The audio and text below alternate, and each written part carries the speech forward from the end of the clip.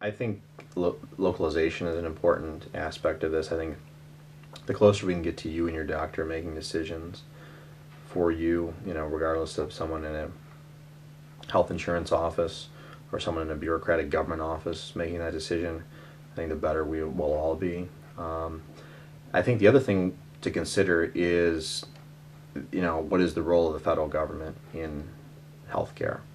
I think that this is one of the points of having the United States is the individual states are small, experiment labs, and it's kind of bad to say experiment labs in the sense of like, well, yeah, this is people's lives and health, but we don't have every answer to everything in healthcare, especially obviously with medical coverage. But I think the states, I think you have to give leeway for the states to try different programs. I think a one-size-fits-all federal program very rarely works. I think that's a very difficult thing to pull off. It's very costly. There's so much overhead that I think if you try and have more administration at the state level, like Massachusetts, you had a Republican governor who, with a Democratic legislator, put through a bill in an attempt to cover everybody. There's flaws in it. Romney is getting beat up for it.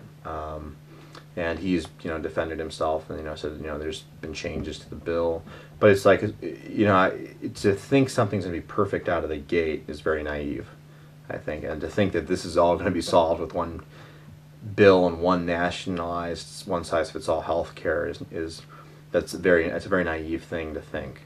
So I believe that utilizing states trying different strategies, I think, is an important thing. I think having just a one giant nationalized healthcare system is really not the answer to this. That's just not what I think the people of this country, the majority, believe in. I think there's a healthy dose of skepticism with anything run by the government. I think that's important.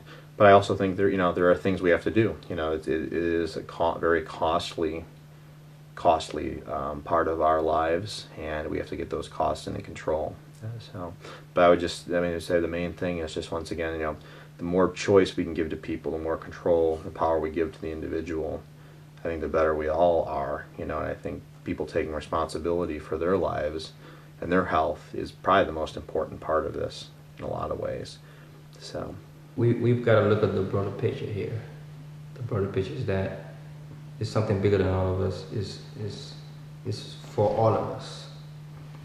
What we're getting is other millions of people that can't get, and they all call themselves Americans. They are in this country, and if you go to this community to see how many people are losing their jobs every single day, and then most Americans have health care from their jobs. So as soon as they lose their jobs, their health care is gone. And then you have a family to take care of, you can't take care of them. And when they're sick, you can't take them to the doctors because of that bill again that's following you home. That's something that I don't know how people can look at it and go to sleep when they have the power to really change it, and they go to sleep and they're just okay with it. Just tell them, well, you're on your own. That's not the America why I left Africa to come here, because I feel it's a generous country. The one thing that's astounded me about this debate, especially at the town hall meetings, is a lot of the loudest opponents at these town hall meetings were the very people that would be helped by this bill. I'd heard this one incident after a town hall that a fight had broken out, and one of the anti-reform protesters was injured, and when they were going to take him to the hospital, he said, "No, I can't go, I don't have health insurance." And this was a person who showed up at a town hall meeting to protest the plan that would give him health insurance.